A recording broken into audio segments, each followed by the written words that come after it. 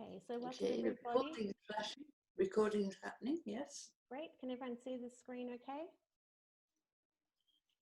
Yes. Okay, great, thank you. So welcome everybody to our Dyslexia Doing a Doctorate, No Way Supervising the PhD journey of a student with who happens to have dyslexia, which is a really long title, but thank you, Judith, for changing my title to something a bit longer.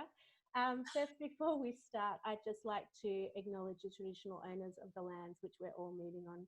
Tonight, I'm on the lands of the Wurundjeri people of the Kulin Nation, and I'd like to pay my respects to elders both past, present and emerging. So welcome again, my name's Shay Wissell and I'm the CEO and founder of the Dear Dyslexic Foundation. I'm also doing my doctorate in public health, looking at the social and emotional well-being of young people and adults with dyslexia and their workplace experiences. So I'm super excited to be running this webinar with Dr. Judith Hudson this evening because it's a topic very dear to my heart, and as I'm starting to publish papers, I'm looking forward to getting some more tips because as a dyslexic student, writing is a real challenge for me, and we'll talk a little bit about that later. So does anybody need any refresher around Zoom, or does everyone feel quite comfortable with how to use the chat and we can get started? Okay. Great, so we've all introduced ourselves. Did you just want to say, sorry, what universities you were from again? Was that from Sydney Uni? You can put it in the chat if that's easier. It's an interactive session, so either chat or unmute yourself, whichever you'd like to do. UTS, want to come up? UTS.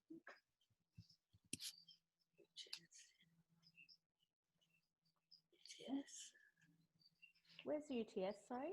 University? Ah, one from Tasmania. No, they are Tassie. And then we've got some students as well. Okay. So as I said, I'm Shay Wissell. I originally trained as a speech pathologist, and then I've done my Master in Public Health and Health Administration. And as I mentioned, doing my doctorate.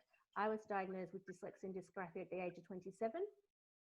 And since then, I've been on a journey of self-discovery, and what I found when I was diagnosed at uni doing my master's, that there was actually no support or services available when I was diagnosed, which is what led to myself establishing the foundation in 2015.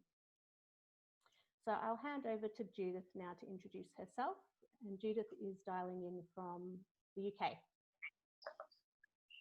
Right, good morning or good evening to you. It's a lovely sunny morning here, a nice summer's day, but it's lovely to talk to you and to see so many of you actually joining us. I'm a sort of a regular visitor to Australia, but I'm locked down in the UK at the moment. We should have been back in Tasmania in March of this year, but we all know what happened in March of this year. I've worked with all age groups, but the one that I've ended up with now is the PhD students. So I've gone through the spectrum really, from diagnosing children at the age of 4, 5, 6, right through to adults. As I put in my introduction, the oldest one I've ever assessed was 80, and he was in prison. But it was a life-changing moment for him that he actually said that makes my whole life make sense now. At the age of 80, to have got there and nobody to have recognised specifically that it was dyslexia that he got. Recognising and diagnosing dyslexia in university isn't unusual. A lot of students have managed to develop strategies to cope in school, and as each demand changes as they go through school, they cope with it. But when they get to university, sometimes the end of the first year or the first year exams, things begin to start to crumble. And some of the problems that I'll be talking about that the PhD students have in terms of time management and in terms of keeping on track they're not unusual to all students, but to dyslexics they can be quite a problem. However, they can be a problem, yes, but we'll show you how certain things can be circumvented. The situation is different in Australia than it is in the UK. We have between 0.2% and 0.4% of the population in Australia are dyslexic, apparently. But dyslexia is 10% of the population, is the sort of given figure for Australia, where the UK it's 15 to 20%, and the USA is pretty much the same as well. So we've had disability laws now with dyslexia being firmly in there from 1995, 2005, but universities have to put in provision for supporting students with dyslexia, and there are trained support staff who will do the diagnosis and make the recommendations of what they've got to do or what the university have got to do, what staff have got to do in the terms of making the education accessible to the student. Okay, next slide, Shay. Hello, Shay? Hello? Yes, I'm here. Sorry, I'm just trying to, there we go. Sorry, I just got, everything got stuck. Okay. The strength of dyslexia.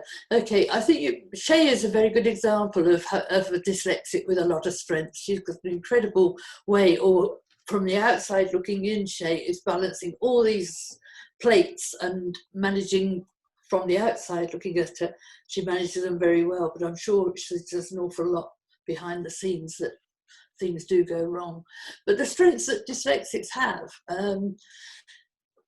there have many challenges, yes, usually literacy related, but not exclusively.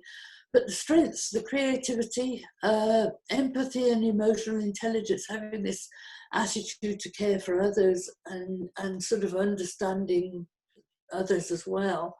But the biggest one is seeing the big picture. Dyslexics are fantastic at seeing the end product. And it's that and the critical and innovative ways of thinking and their ability to solve the problems in a unique way. All of those are qualities that you need to do a PhD. The only problem is that the challenges tend to override what people see in terms of the strengths of a dyslexic. So all of those qualities, let's say if you're going to do a PhD and you're not dyslexic, those qualities, if you brought them to the learning and teaching situation, would be a huge asset. So we're starting not with disadvantage, but we're starting with huge assets. Okay, next one, Shay. You still there? Okay. Okay, some of the qualities and skills that the supervisor needs. It's very difficult to talk about yourself in terms of having qualities, and I think it might be better to ask some of my students, but some of the things that I think are, you've got to be a good listener, be prepared to sort of listen and try and fathom out what is the next course of action for the student to do. You need to be a bit of a counsellor because there's an awful lot of baggage that they bring with them, the PhD students. If you've been sort of subjected to toxic shaming from insensitive educators in your life, low self-confidence, low self-esteem, having to deal with pressures, embarrassment and unexpected challenges, and understanding and responding appropriately to teasing. If you've coped with all of those to make it to the PhD level, you're bringing an awful lot of baggage, if you like, that the supervisor has got to try and erode a bit, which is where the counselling comes. As the PhD student is going through, you can see the confidence beginning to grow. And there are some I'll talk about the high spots and the low spots in a minute, but the high spots are very high. The low ones can be quite low, but the good ones are really high. You need to be a bit of an editor, because sometimes dyslexics have problems expressing in words what exactly the topic or the focus of the topic is. So as an editor, you've got to be able to strip away rubbish, sorry to call it that, but the excess baggage of the writing, and begin to shape them as academic writers. To do a PhD, you have to be able to jump through certain hoops, and those hoops can present challenges to all students, but to dyslexic students, they can be mammoth, huge hurdles to get over. So you've got to sort of, in a way, not only edit out what the story is that they're trying to work on, but you've got to teach them to accept criticism. So you, as a supervisor, you need to be a good critic. Initially, when you criticize work, the rejection comes back in again, and it's, I don't know why I'm bothering to do this, I'm no way up to this, and look, I knew it would be rubbish, and you've got all this going on as well. But criticism is a positive thing, or can be, and it should be, certainly in a PhD. So they have to learn to reframe criticism in a totally different way, to accept it. When you're going through a confirmation of candidature and you're presenting your ideas to the audience, you need that criticism to come back to actually reshape your work. But the PhD student can take that criticism very hard and see it in a totally different light for somebody who's not dyslexic. You need to be able to stroke self-esteem, and that is I say something that is essential for all PhD supervisors, but the dyslexic students need their self-esteem stroking far, far more, so that every tiny, tiny morsel of something that is positive, you've really got to make that into a mountain to reassure and constantly reassure that they're doing something right, that they're doing something that's acceptable, and that they're doing something that is going to move them to the next stage, and that all of these difficulties are there for everybody, whether you're dyslexic or not, and to actually accept that, you know, sort of, I've got to be able to be told what things are not going to work and not take it to heart. And when they've had a success, to actually build on that success. As the PhD process goes through and they get nearer and nearer to sort of the final submission, that stroking is essential, because they've gone all the way through to get through to the big picture that they saw at the beginning, and they're just waiting to fail again. So self-esteem stroking is very important. You need to be able to motivate. So when they are on the low, you've got to try and talk them back up to a higher. Unfortunately, that isn't always possible, and I have one student who's at the moment withdrawn for the time being, but he's a bipolar student as well. So the motivation there is, he could see the end picture, but other factors got in the way, so he's taking a break. You need to be a good timekeeper, because many dyslexics aren't. So if you're not keeping the time and they are trying to but not succeeding, you can miss each other regularly. That you need to be able to manage anxiety, and again that goes back to self-esteem stroking and criticism that they are taking into their persona and making them very anxious. So you've got to talk them out of this anxiety, and you need to be approachable. One of my students, I actually approached him to ask if I could be his PhD student, his supervisor. The others have approached me, but excuse me, the one that I approached, he'd made national news because he'd been turned down by a university. He said because of his dyslexia, they said because they hadn't the facilities to support his dyslexia, and there was nobody in that particular field that was able to offer support. Anyway, we managed to find a university for him, and he's going to be completing next February, which is good. Okay, so those are some of the qualities that the supervisor needs. There may be more, but those are the important ones. And if you've got all of those, sometimes they're really put to the test.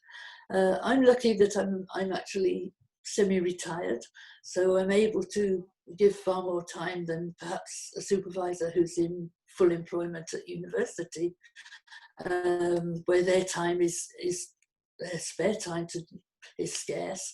My spare time is plentiful. That's my biggest asset at the moment. Okay, next slide, Shane. Do you mind if I jump in, Judith? Oh, please do, yes. I think the imposter syndrome, when you get up into the PhD level or doctorate level, around, you know, am I really good enough? Am I really smart enough? Yes. Can I really do this work? And I think the editing plays a significant role. So I'm trying to draft my first paper. We're up to version 41. And we'd submitted it for publication and it's been rejected, and we're reviewing at the moment. But I have a disability support worker. My supervisors have always encouraged me to use them. They've also encouraged me to access counselling support if I've needed it as well. So when Judith's talking about anxiety management and counsellor, my supervisors have been great, but they've also referred me through to extra support if I've needed it. And then we do need a lot of editing support, as Judith said. And I think one of the challenges can be from people that don't have a good understanding around dyslexia is the editing outside of what's classified as a reasonable adjustment. And so I've had to have conversations with my supervisor and with my disability unit around the fact that professional editing is what is required at a PhD level to get published. And yes. that is an okay, reasonable adjustment. It's not stepping outside the bounds of that. And I think if you're working closely with your student and you can see that it's their ideas, they're articulating all this information, then it's not cheating and they're not getting it from somewhere else. It is their work. They just need support in polishing it. Yeah, absolutely spot on. The support is really important. A lot of university lecturers have very little knowledge about dyslexia, and one of the needs, certainly in Australia, is far more education for educators about dyslexia. The reasonable support and the reasonable adjustments are entitlements by law, and they're not making anything easier. They're not making it an unfair advantage compared to students who are not dyslexic. They are entitled to that support. The amount of editing, as Shay said, 41 rearrangements. I have a student in Canada, and she's now on version, I think she's doing her COC papers at the moment. We're on about version 23, so I can inspire her now by saying, well, I know someone who's on 41. So thank you for sharing that. Someone in my writing circle said that he was at draft 50 and he's dyslexic as well. So I was like, oh, wow, I'm just behind you. I feel a bit better now. But it was because I'd had paid editing support, and I showed the disability coordinator the paid editing support I needed. And that's when they questioned, well, was that actually too much support? And through grad research at the moment, there's no specific funding to support us at this level. So that's been the challenge, is actually getting funding support to be able to then access editors and what we need to ensure that we can complete our doctorates or PhDs. Yes, absolutely. So the University of Tasmania, they're few fortunate at the moment because their Vice Chancellor, Professor Rufus Black, he is dyslexic, and he told a sorry tale about going through school and got through university, first degree, and got a scholarship to Oxford, Rhodes Scholarship, I think it was, and he was there the first week or two, and his tutor came back to him with something he'd done and said, have you ever been assessed for dyslexia? And he was shocked that somebody should ask that, and immediately thought negative thoughts that they were going to kick him out if he was. And he said, oh, he thought it was something like that. And they said, oh, just go along to see learning support. They're at the end of the corridor down in such a block, you know, they'll sort you out. And he was just amazed that he walked into this room and somebody said, oh, you hear about dyslexia? Sat him down, made him feel at ease. And he said he just couldn't get over the difference between the UK and Australia, where he hadn't been feeling safe enough to disclose it here in Australia, and in the UK it was just a matter of fact. And then when the person who was assessing him said, oh, we've got a huge number of dyslexics at Oxford, you know, sort of, it seems to be one of the qualities that gets them into Oxford University, which shocked him completely. But these things are, as I say, that they are entitled to. One of my students, and I'm going to name the university because they are doing such an amazingly wonderful job with the student, Flinders University in South Australia. He has got the best level of support. We have 15 hours a week working with a scribe who sorts out his writing with him, and both have been trained to use, and both have got a license to use the new NVivo Super. Both of them are doing a short philosophy course at the expense of the university, because it relates to the phenomenology aspect of the writing up that the student has got. And he's just gone through the external disability assessments, and they have given him a disability right, so he doesn't have to ask for extensions. He doesn't have to ask for, he doesn't have to give reasons for not meeting deadlines. All of these things are built into his access to university education. And I think he's one of the first that I've seen go through on this, and it's making such a difference. He knows that that support is there. Like you, Shay, that he needs somebody to do the editing or re-editing, but we're working with this fantastic girl who is actually helping him an awful lot to sort out which bits go where.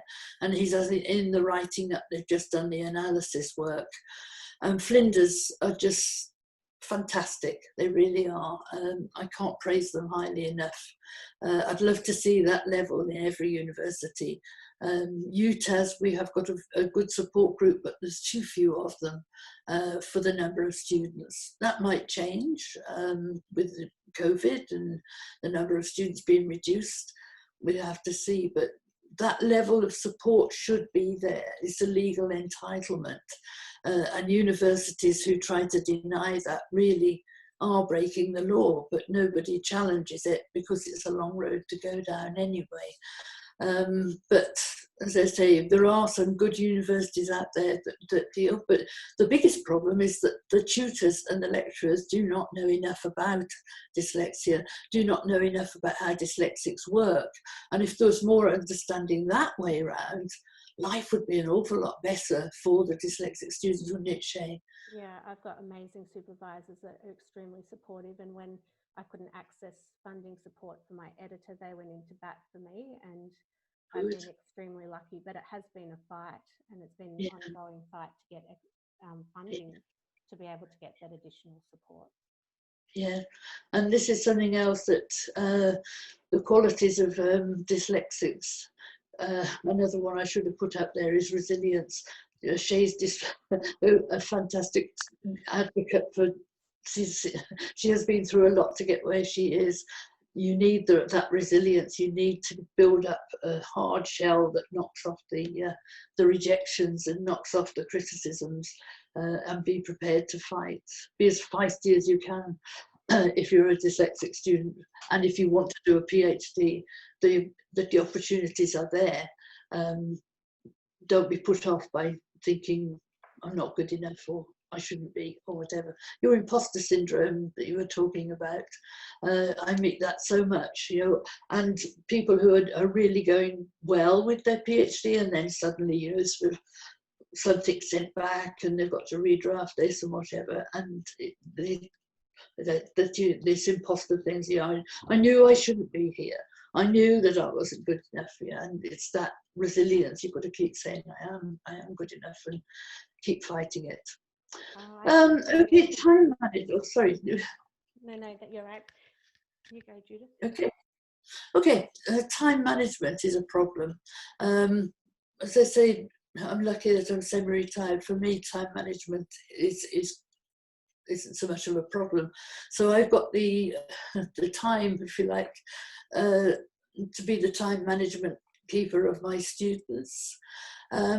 Beware of procrastination, prevarication, that every time you meet them, they've got these wonderful ideas and you say, right, yes, that's fantastic. Can you sort of draft something or draw something or do a mind map? So get these things on get them out so that we can discuss them together. And when they go into free flight and you've been going down a route with them and they suddenly go not just off at a tangent, they go round and roundabout and back again, and it's you have to keep bringing them back, but not in a cruel way, in a realistic way, but in a kind way as well. It's a two-way process, meeting deadlines and negotiated deadlines. Of course, so if you can have first refusal, second refusal, third refusal. So they've missed the first one, they've missed the second one, they've missed the third one. By the time we get to the third one, I step in there and say, okay, we've really got to sit down and do something about this. When they go into catastrophic thinking, I've got all these ideas, I know where I'm going, but it's in my head, it won't come out, and sort of into catastrophic thinking where I just can't do it. It's just overwhelming. It's just overpowering, and you have to keep bringing them back out of that as well. So you send a little off and just send a couple of pages. I'm not fussed, I don't want a whole chapter. I just want a couple of pages, even if it's just your ideas. Just send them to me. And teaching the student in the way to teach himself or herself. At the end of the day, those PhD students, when they graduate, they're going to know more about their subject than ever the supervisor will. And you've got to try and get over to them that they are bringing in new knowledge to add to existing knowledge. So they're going to become experts on their subject. And it's that sort of giving them the impetus to actually put in the time. Biggest problem is that their time is split in so many different ways. Certainly if they're part-time or full-time working, having what time available, using it wisely and using it efficiently, that's something that the supervisor really has to work on. And as I say, procrastination and prevarication are the two key words with dyslexics, in putting it off. And it's there, but putting it off. Okay, next slide. Can I say with time management, encouraging students to do, so I do something called Shut Up and Write, and I just lock it in every Tuesday night because I'm part-time, I work full-time.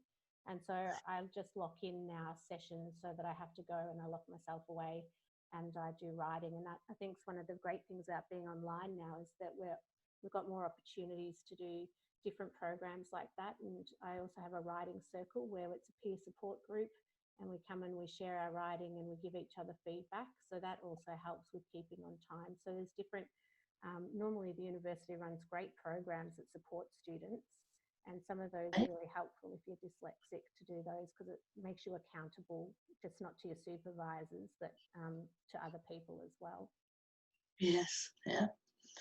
Okay, keeping on track, this is sort of closely related to sort of what you were just saying. Using technological support, if you haven't got time to write anything, record something and send the recordings to your supervisor.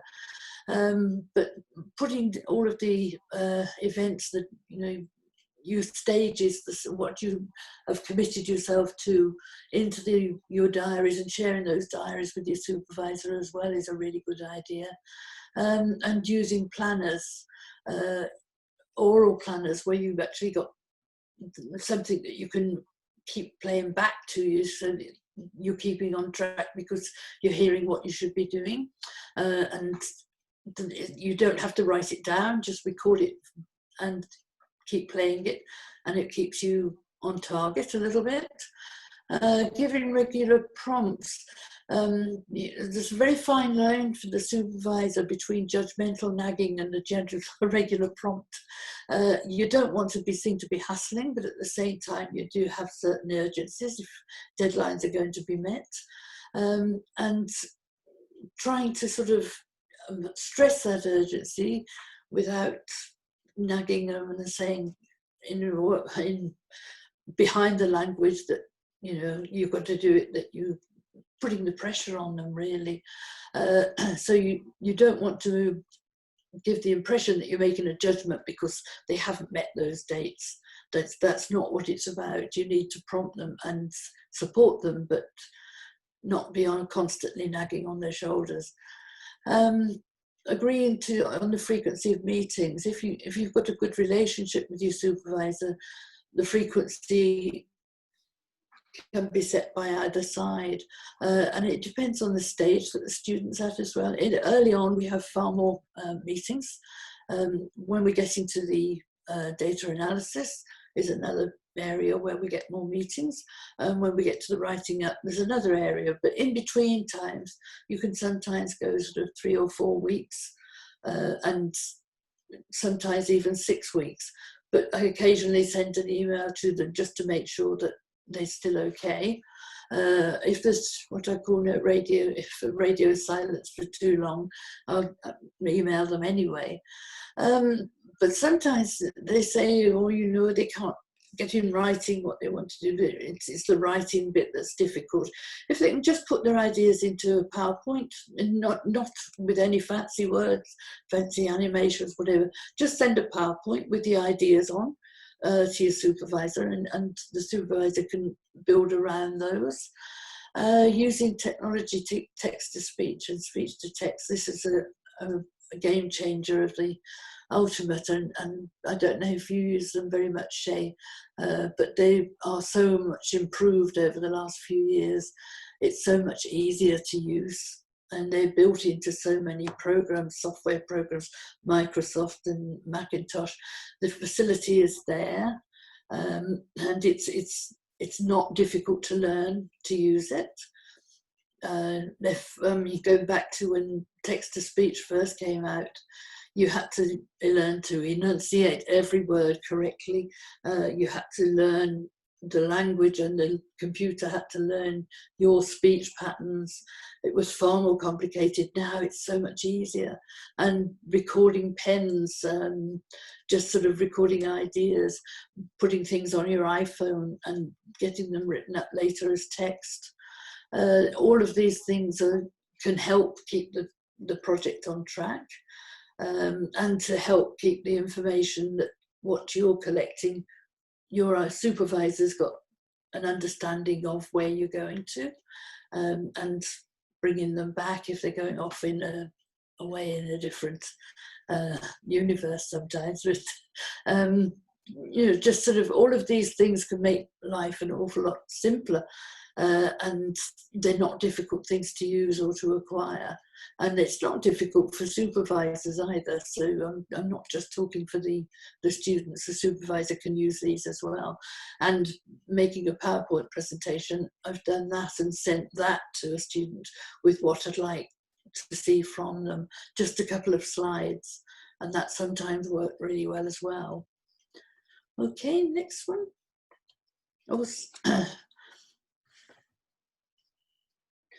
Okay, responding to it's all in my head.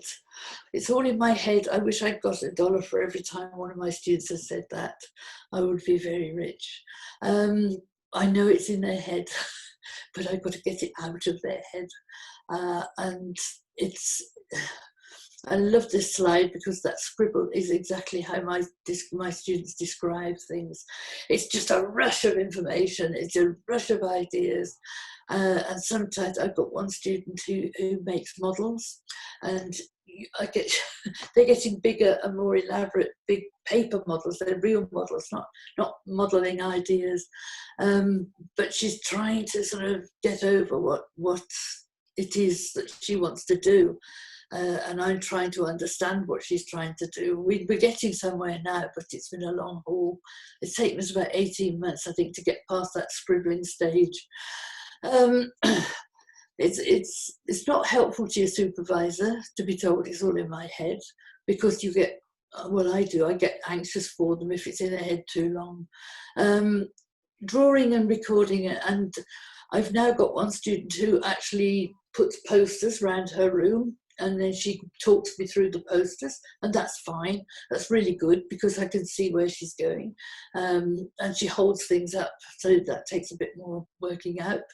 Sometimes the camera's not helpful, but getting ideas down and getting these out of my head. I've got the policy of I will, you will, and we will. We have an agreement where I will do one thing, and this is my part, this is your part, this is what you'll be doing, and this is the part that we'll be both doing together. And that sort of agreement works really well. And getting ideas from the head and recording it any way you can. It saves so much frustration from your supervisor's point of view if you've got these ideas out of your head. Do you understand what I mean, Shay? Sort of, it's there, but you haven't. You can't get it out, and it's also, sorry, I've just turned my heater on. It's just settling in. I hope it's not too noisy for everyone. It's also joining the ideas, particularly for me, because I have dyslexia and dysgraphia, so a writing disability as well as reading. It's connecting those thoughts that I really struggle with, so making them coherent, being able to introduce them properly and then conclude them properly, and then to be able to link them to the research. That takes a lot of time. So not just reading the research and then collating it, but then being able to use the research to back up or to just dispute what you're doing in your research. So I think that's probably for me where I really struggle, and I don't know, Judith, if that's your consistent dyslexic challenge. Yes, absolutely. Okay, next slide. Sorry, gone one too far. Okay, go back to the self-esteem stroking. Self-esteem stroking is positive acts of recognition, so not negative things, not pointing out the things that they've got to do because that was wrong, or that wasn't right, or whatever. That you're actually building up their confidence by picking out all the positive things about the writing first before you start on the criticism. So it's not lifting them up to shoot them back down again. I don't mean that. Giving them positive feedback to X, Y, and Z are really, really fun. That's fantastic. Those are the bits that we need, and then talking them through why we don't need the other bits. Without making it appear that you're being judgmental on them for not having done it properly. It's a very, very tricky thing to do, but once you get into the idea of self-esteem stroking, it's just being nice to people, really, and just sort of thinking about their feelings. When, you know, if you keep giving them the negative, you put people off, but you demotivate them. If you're actually positively recognizing the benefits of what they've done, it produces a totally different mindset for the person that you're working with. Frequent engagement and routinely providing encouragement, that's very important for a supervisor, and you get really good feedback the more positive you are and the more frequently that you engage with the subject that they're working on and the focus of what it is that they're doing. It's all about the interpersonal skills, really, the relationship between you and your students, or your students and yourself. Developing self-praise strategies so that they've got to actually start rewarding themselves and recognizing for themselves the things that have worked and the things that go really well. The short-term rewards used as coping aids, the rewards sometimes are tangible ones and sometimes I give psychological ones, but the tangible ones, you know, sort of, I'll give them a weekend off where and go away on a Friday night from the computer and don't touch it again till Monday. It's a short break, but they get into the habit then of being able to also switch things off for 48 hours. One of the best advice pieces that I was given when you're writing up things, when you get stuck with a sentence or a paragraph that just will not work, take it for a walk, go for a walk, and just move your headspace into a different environment. When you get back to it, it's amazing how many times it will work another way around. But that is what I mean by rewards, is actually doing something that you enjoy doing, having a night off and sort of going to whatever it is that you enjoy. But those short-term rewards you've got to have to keep yourself motivated. And the dyslexics definitely need something like this to help them cope. Encouragement in huge doses, and the rewards that the supervisor gets from seeing how far somebody's got because you have been able to encourage them to carry on. It's immense, it really is. My one student in Flinders, he did his confirmation of candidature. It was organised in a superb way, so that he only had to present to 5 of us, and it happened to be at 2 o'clock in the morning here, but it was sort of, everything worked, and it was absolutely wonderful because he just rose to it, and he was superb.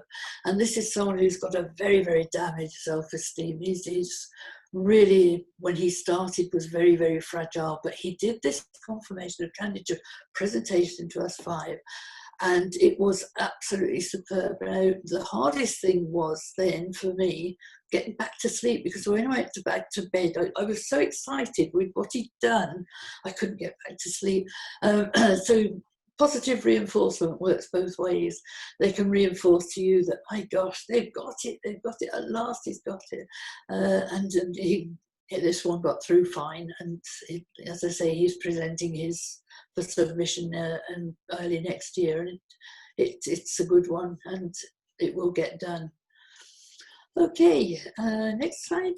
We're finished. Before we move on, Judith, I think even some of the smallest things, like when providing feedback in written form, a different coloured track change to red can be really positive.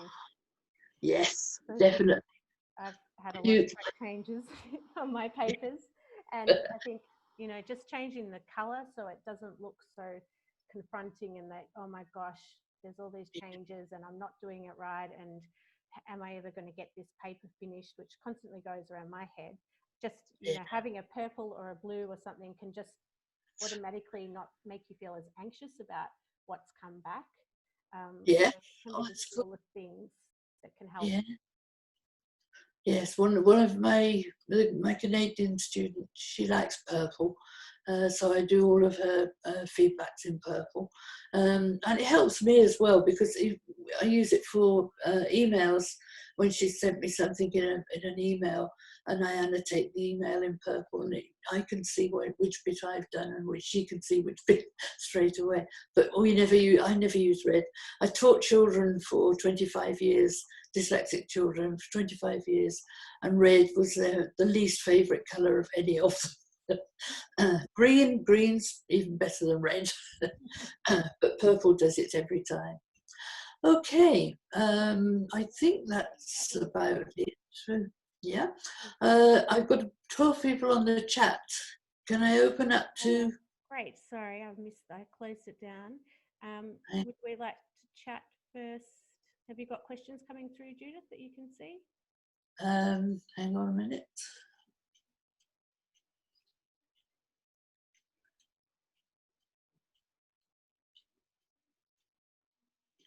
No, not at the moment. I have one. Yes. Through the next slides, and then we can just stop sharing the screen and open it up for conversation if everyone's happy to do that.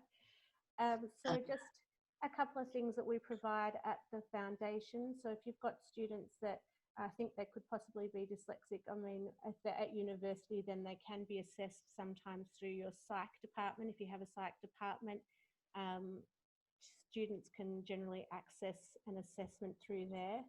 Otherwise, at the foundation, we provide assessments. We also provide tutoring support for students at university.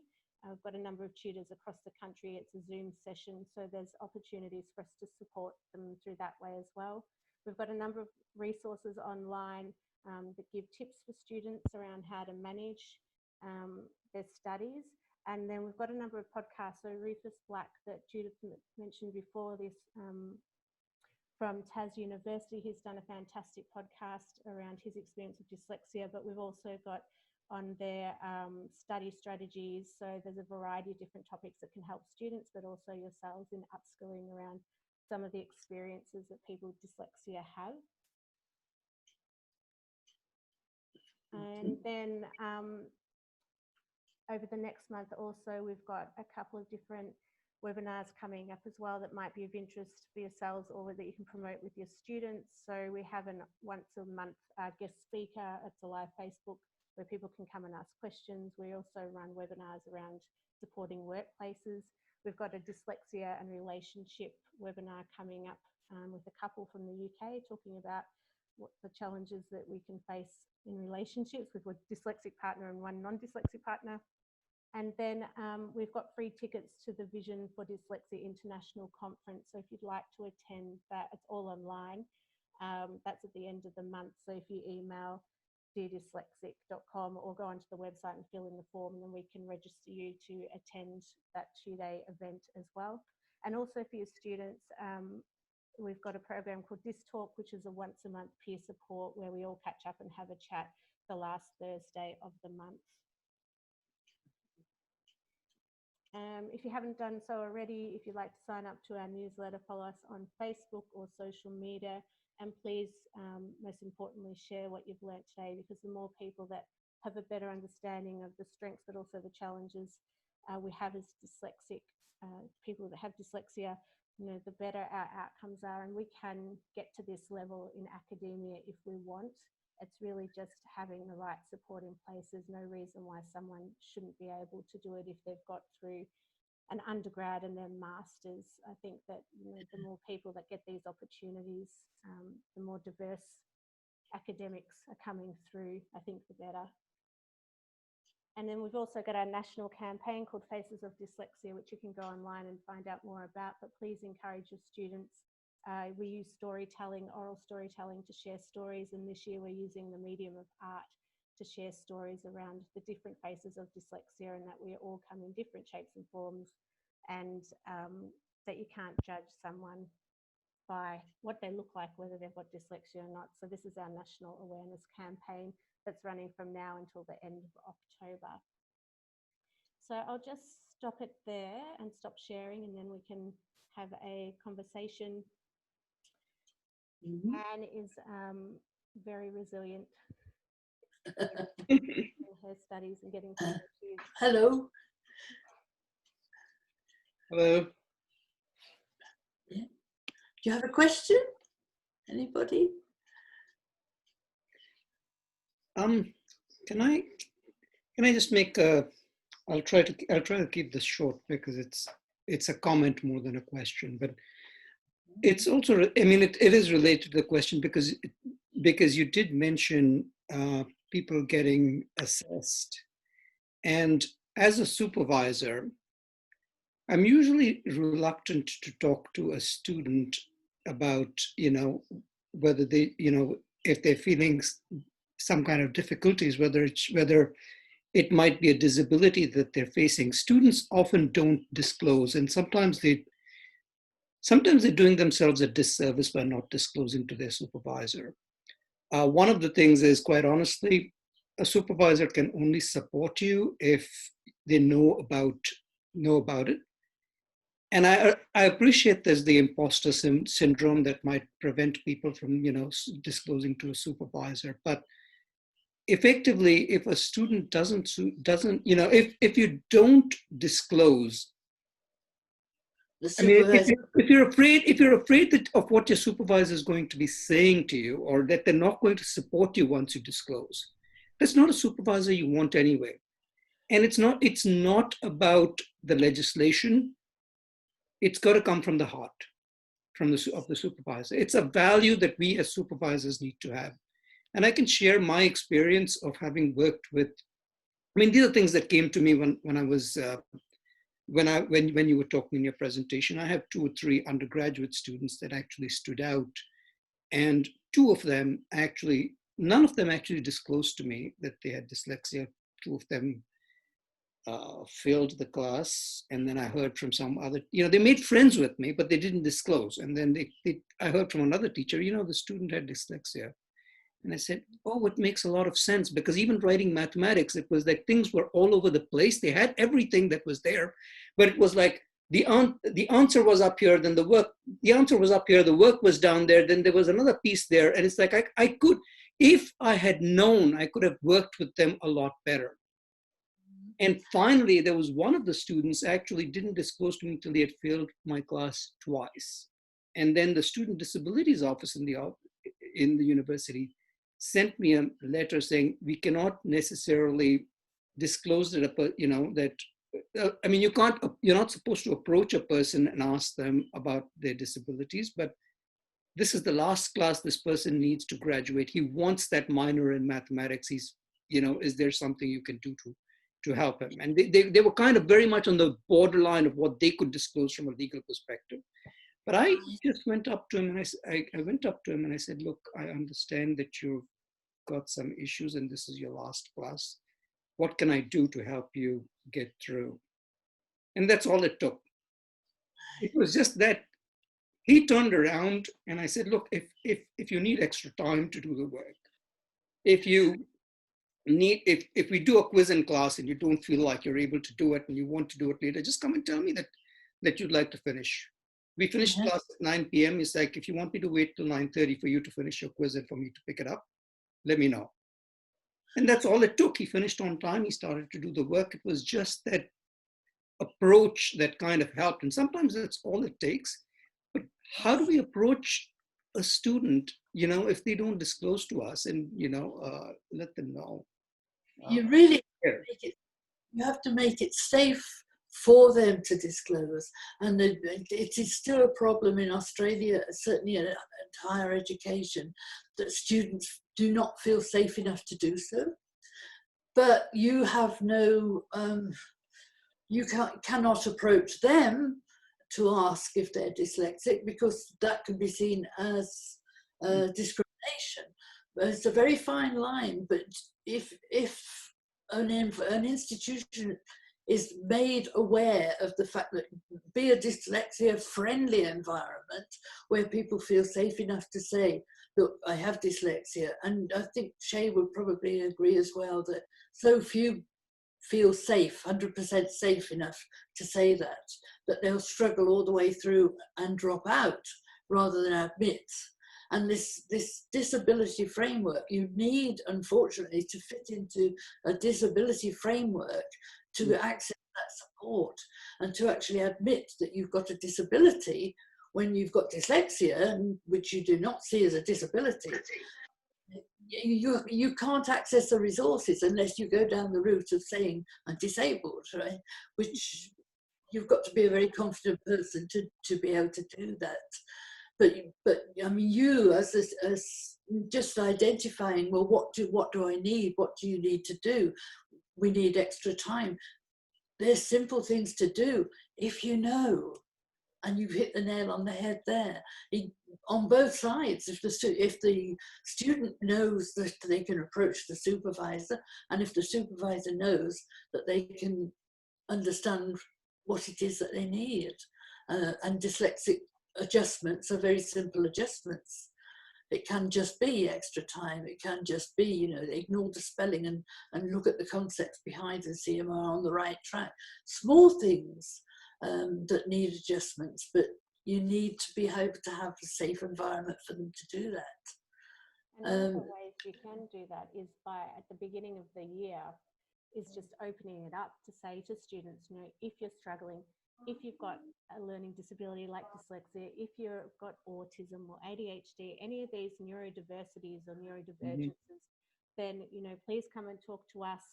There's support available, because what we found is some students will come to us and say, we didn't even know there was any support available. That's right. So, but you know, disclosure is a huge issue, which is why we're doing this campaign this year to try and start a conversation around the importance of making it safe for people to be able to disclose, because it happens in the workplace all the time. People don't disclose. And so I think if you set it up from the beginning, that this is a safe place, we're here to help you, we don't want anyone failing. I failed numerous times in my undergrad because I wasn't picked up till the very end. Mm-hmm. And it was my last semester of my 4th year that they said, we think you've got dyslexia and we now can't pass you. So then I had to go through a whole process of fighting to get past because I'd got so far. So if, you know, you start at the beginning and just opening it up to say this is a safe space to disclose, or if you're struggling, we can get you support, then you're more likely to have students be open about what's going on for them. All right, thanks for that, Shay. Appreciate that. Anyone else got a question? I'm a little bit confused based on today's discussion. Few times, very, very often, I cannot say few times, very often I have discovered my students having ADHD.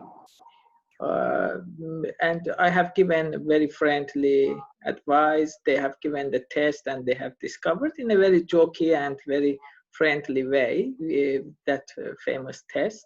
Hey, you can just do that test and like that to discover. But based on today's discussion, I'm a little bit curious to see how much overlap we have between dyslexia and ADHD. Okay. There are frequently what they call comorbid or coexisting other difficulties. Shay was saying earlier that she has dysgraphia, which is quite a severe problem with writing for any extended period of time by hand, as well as other things, that sort of dexterity, tactile dexterity. But dyslexia is rarely a syndrome. It's very difficult to know what to call it. A difficulty that is on its own. You can have attention deficits with it. You can have dyscalculia difficulties, which is difficulties with numbers and concepts in maths and statistics. You can have coordination problems, where developmental coordination problems where there's a clumsiness attached to it, and a sort of a physical side, if you like, of what you're looking for, but it is also crossed over with dyslexia. And sometimes it's just dyslexia, and sometimes it's dyslexia and ADHD or whatever, which is why they need to do an assessment, because the psychologist would be able to tease out which of the overlapping conditions they've got. In terms of external gesture behavior, can we say there is a little bit correlation between ADHD and extrovert behavior and dyslexia and introversy? Can we say that kind of observation, very, very high level? As a teacher, I just want to understand some rules of thumb to... Because yes. ADHD is overactive, outspoken, again, full of great ideas, but very difficult to focus and write. And so they can do wonderful public speaking and socialization, but when it comes to writing, you need to. And I with my students, because I have dealt with a lot of ADHD students, at least in my experience. So I usually share with them flow books, how to go to flow and how to focus, that kind of things. But can I say that dyslexia is more introvert than ADHD, or probably this is too much overgeneralization? Yeah, you have to be careful about making generalizations. And there are so many similarities, and there are so many that coexist. Sure.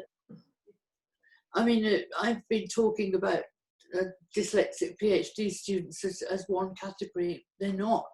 Every one of them is different. But you need to be aware of which other difficulties they've got as well. But your ADHD person is very likely to have dyslexia as well. So I think it's something like about 40% chance of having both. Yeah. And 30 to dyslexia itself is a spectrum problem. So, yes, sorry, Shay? Yeah, I was going to say 30 to 40% with the research I've been looking at lately. I think maybe your view of dyslexics being possibly more introverted could be more around their self-esteem and their anxiety around maybe disclosure, or if they've disclosed their anxiety around having to read aloud, the stigma that they may have faced before, their lack of self-confidence. So outside of the classroom, they might be quite extroverted, but it could be that in the classroom, they're struggling because they haven't disclosed, or they need that extra support. And so their self-esteem and confidence isn't as high as other students might be. And autism is another one that dyslexia, there's a correlation with people with dyslexia can have autism and vice versa as well. So that those neurodivergence or differences. Yes, yes. Any more questions? I would have some questions. I was wondering just from a time horizon. So I'm an international student here, and you get 4 years doing your PhD, and you're not allowed to hand in your thesis even just one day later, because otherwise you have to pay all the extra fees. But then I wonder if just by having, for example, dyslexia, do you automatically get the right to get more time? Because so I was discovered having dyslexia during my second master's last year, and then towards the end of it. But then finally I got these 15 minutes extra during my exams, and I got 1 week extra for handing in an assignment, and that made such a huge difference. And I got also good marks before, but that was just for me so much easier just than to get a good mark. I don't know, so just because I got this extra time and could add the extra quality to it. So I'm just wondering how that works here in Australia, because I came from the UK where they had lots of understanding, as you're also describing it. And I just know here that they're very strict about that. I can't use even one extra die. But how can you battle, or can you start a fight around it, or is it just hopeless? Well, from my experience with my university, because I've registered with a disability, I'm entitled to an additional 6 months on my to my doctorate. So I'm supposed to finish in May next year, and I can apply for another 6 months on top of that if needed. I'm hoping I don't need to, but considering we're in July, possibly may need a bit more time. So I think it's individualized uni. Judith would know around TasUni what you're entitled to. Okay. I think I was going to say, have you met Amelia? What, I can't remember her surname. The support person at UTAS. Are you in Tasmania itself, Tanya? No, I'm in UNSW in Sydney. There is a support service with, I'm sure there's one supporter in Sydney. If you send your email to Shay and she passes it on to me, I'll send you the name of the person who you need to speak to. Okay, thank you. Yeah, There's definitely one in Sydney. So because we ran a workshop last year at Sydney University, and the disability workers attended that. So we've got a list as well for who's in the Sydney area. Okay, so there is support out there, Tanya. We'll put you in touch. Good, thank you. Okay. Any more questions? Nope. Okay. Well, if that's all, then this will be put online in the next couple of days. And thank you all for coming tonight. We hope it was of value. And if there's other topics you'd like Judith and I to run around supporting students at this level, then please let us know. We'd be more than happy to run something similar again. Okay. Thank you very much. Thank you all for coming tonight. Your We appreciate attention. it. Okay. Thank you. Thank you. Bye-bye. Thanks, Anne. Okay.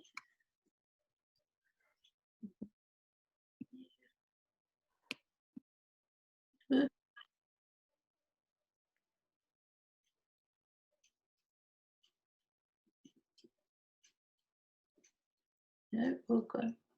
We've still got- Bye. Hey, David, how are you? Hope you had enjoyed that session. Bye-bye.